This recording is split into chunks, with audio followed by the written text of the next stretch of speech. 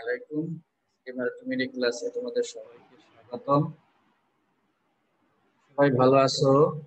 আল্লাহর রহমতে ভালো আছি। কানেকশন করে পাইলাম না।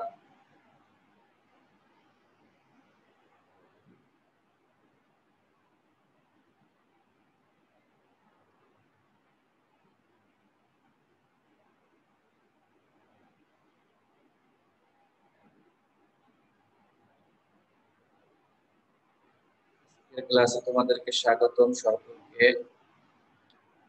আজকের ক্লাস তথ্য যোগাযোগ প্রযুক্তি নবম দশম অধ্যায় 1 পাঠ বাংলাদেশে ই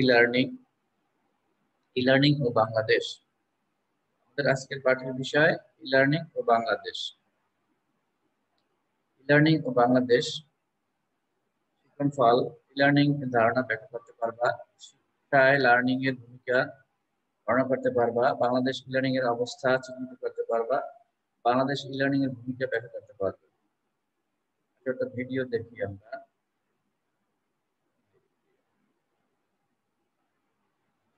লক্ষ্য করো, CD, internet, TV channel. E-learning শব্দটি ইলেকট্রনিক লার্নিং কথা থেকে লার্নিং শব্দটি লার্নিং ইলেকট্রনিক লার্নিং কথা পূর্ণরূপ, এবং এটা বলতে আমরা পাঠদান করার জন্য সিডি, রম, ইন্টারনেট, ব্যক্তিগত নেটওয়ার্ক কিংবা টেলিভিশন ব্যবহার করে দূর থেকে সিডি গ্রহণ করে পদ্ধতি বুঝে থাকি।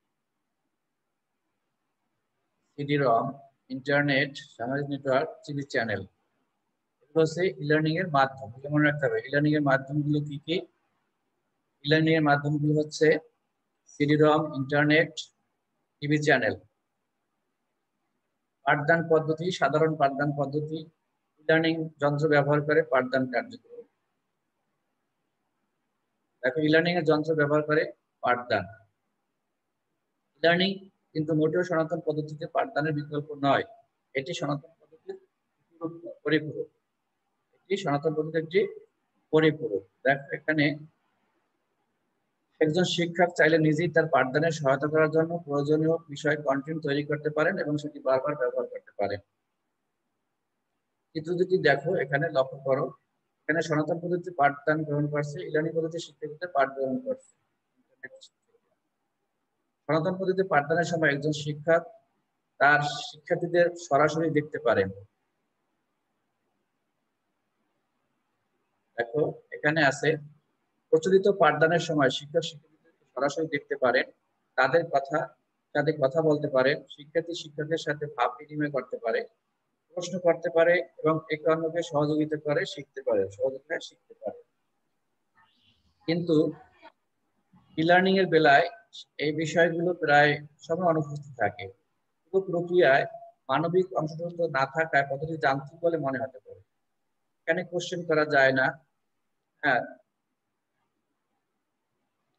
নিচের চিত্রটি লক্ষ্য করো, এখানে দেখো ই-লার্নিং কিন্তু মোটেও সনাতন পদ্ধতিতে পাঠদানের বিকল্প নয়, এটি সনাতন পদ্ধতির পরিপূরক। এই পদ্ধতিতে শিক্ষক ইচ্ছে করলে মাল্টিমিডিয়ার সাহায্যে ক্লাস দিতে পারেন। তুমি দেখো, অনলাইনে উন্মুক্ত কোর্স, অনলাইনে বিভিন্ন পরীক্ষা, হোমওয়ার্ক জমা দেন, এগুলো হচ্ছে বিশ্বজুড়ে ই-লার্নিং ব্যবস্থা। এরপরে দেখো, ই-লার্নিং এর মাধ্যম, আমরা কিসের মাধ্যমে ই-লার্নিং শিখতে পারি। ইন্টারনেট আছে, টিভি চ্যানেল আছে, এরপর আছে নেটওয়ার্ক, বিভিন্ন ধরনের নেটওয়ার্ক আমরা ব্যবহার করি, এগুলো হচ্ছে ই-লার্নিং ব্যবহারের মাধ্যম। এরপরে দেখো, বাংলাদেশে শিক্ষা ই-লার্নিং, আমাদের এই যে ক্লাসটা হচ্ছে দেখো, এটাও কিন্তু ই-লার্নিং এর অন্তর্ভুক্ত, তাই না? এখানে আমরা যে ক্লাস নিচ্ছি সেটাও ই-লার্নিং এর আওতায় পড়ে। এরকমের বাংলাদেশে বিভিন্ন ই-লার্নিং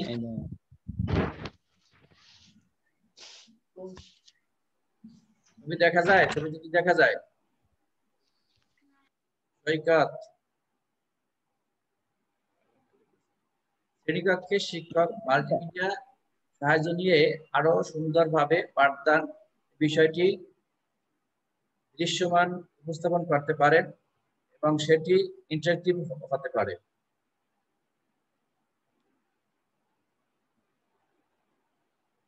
বাংলাদেশে শিক্ষায় শিক্ষকদের জন্য একটা ই-লার্নিং এর প্ল্যাটফর্ম আছে, যেটা তোমরা হয়তো অনেকে জানো বা অনেকে জানো না।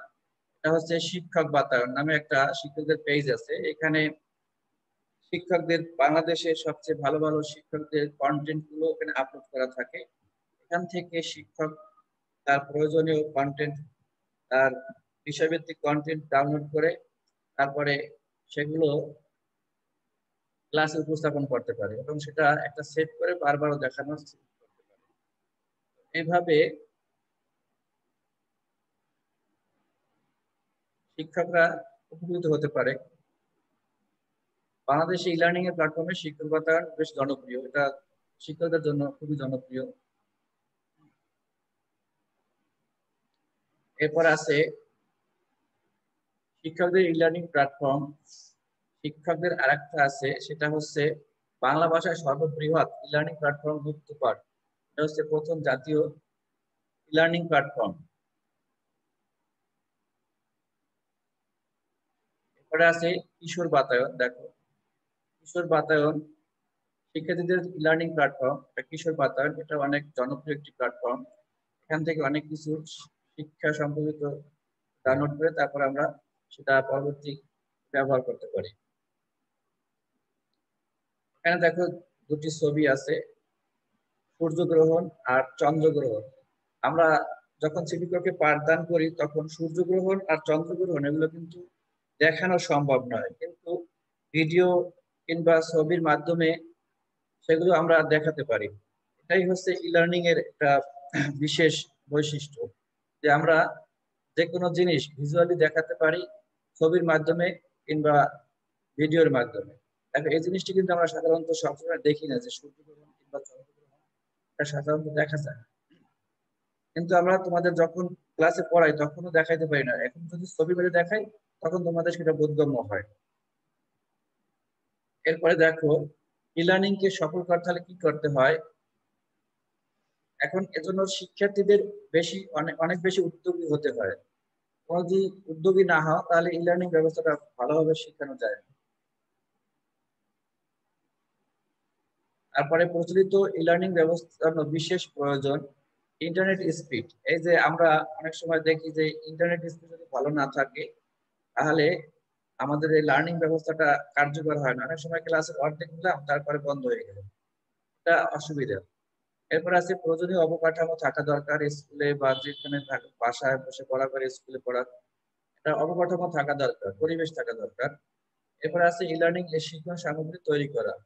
আমরা যে যে বিষয় পড়াবো সেই বিষয়ে আমাদের ভালোভাবে একটা শিক্ষণ সামগ্রী এবং পাঠ তৈরি করা, যাতে আমাদেরকে ভালোভাবে শিখানো যায়। এখন তোমরা তো অনেকেই দেরিতে যোগদান করছো, ক্লাস প্রায় শেষ, সম্পূর্ণ ক্লাস দেখছো কিনা জানি না। এখন দেখো, মূল্যায়নের কিছু প্রশ্ন আছে তোমাদের জন্য। ই-লার্নিং এর পূর্ণরূপ কি?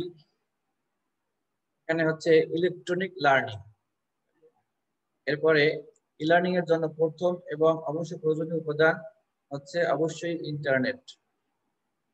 এরপরে দেখো, ই-লার্নিং এর অপর আরেকটি নাম আছে, সেটাকে বলা হয় ডিস্টেন্স লার্নিং। Distance learning. এরপরে শিক্ষাক্ষেত্রে ই-লার্নিং এর বড় অবদান হলো কোনটি? সমস্যা সমাধান করা। এরপরে দেখো, শিক্ষকদের পাঠদানকে কিসের মাধ্যমে অসংখ্য স্কুলে বিতরণ করা যেতে পারে? এটা হচ্ছে ভিডিও করে। আচ্ছা, আমরা অ্যাসাইনমেন্টের জন্য প্রস্তুতি নেব। আমরা জানি আমাদের অ্যাসাইনমেন্টের বিষয়বস্তু কি, তারপর একটু আলোচনা করি। বর্তমানে আমাদের যে অ্যাসাইনমেন্টের কিছু তথ্য যোগাযোগ প্রযুক্তি, বর্তমানে করোনার ন্যায় পরিস্থিতি অর্থাৎ স্বাভাবিক শ্রেণী কার্যক্রম পরিচালনা সম্ভব না হলে ই-লার্নিং এর সাহায্য নিয়ে শিক্ষা কার্যক্রম কিভাবে সম্পূর্ণ করা সম্ভব, তোমার প্রস্তাবনা প্রতিবেদন আকারে উপস্থাপন করো। এখানে প্রতিবেদনে এভাবে লিখতে হবে: ভূমিকা, করোনাকালের স্বাভাবিক শ্রেণী কার্যক্রম চালু না রাখার যৌক্তিকতা, লার্নিং এর ধারণা। এই যে আজকে যে ক্লাসটা দেখলা, এখানে এগুলো সব যদি তুমি বোঝো তাহলে সেগুলো সাজাই লিখলেই হবে। এই লার্নিং এর তোমার অ্যাসাইনমেন্টের অনুযায়ী সাজাই আমি এটা পার্টটা সাজাইছি। সুতরাং এইটা ভালো করে দেখবে ক্লাসটা, তাহলে আবার বইতে অল্প আছে ওইটা নিয়ে সহযোগিতা নিয়ে তোমরা এটা লিখতে পারবে, বইতে আছে সম্পূর্ণ। ই লার্নিং এর সুবিধা সমূহ আমরা একটু আগে বললাম। এরপরে ই লার্নিং এর মাধ্যমে কাঙ্ক্ষিত দক্ষতা অর্জন। ই লার্নিং বাংলাদেশের ক্ষেত্রে চ্যালেঞ্জ সমূহ, এটা হয়তো যে আমাদের যে প্রয়োজনে যে দেখালাম যে অবকাঠামো, যে আমাদের কি টাকা দরকার সেটা আছে কিনা, হ্যাঁ, তারপরে আরো তোমাদেরকে আমাদের ইন্টারনেটের যে স্পিডের কথা বললাম, এটাও কিন্তু একটা চ্যালেঞ্জ, যে সবসময় আমাদের ভালো ইন্টারনেট পাওয়া যায় না। লার্নিং এর মাধ্যমে কাঙ্ক্ষিত দক্ষতা অর্জন কতটুকু হয়, তোমরা যারা ই লার্নিং এর মাধ্যমে শিখতেছো তারা কতটুকু ফলপ্রসূ হচ্ছে সেটা নিয়ে আলোচনা করবা।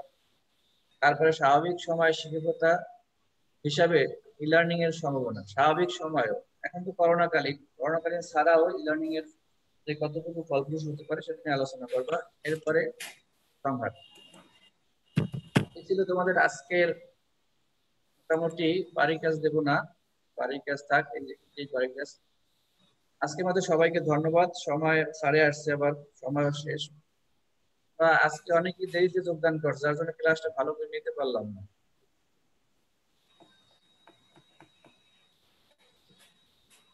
হলে এই করা যায় না, ক্লাস নিয়ে মজা পাওয়া যায় না। তা সবাই ভালো থাকো। ভিডিও দেখাইতাম তো, সময় এখন নাই। আসসালামু আলাইকুম।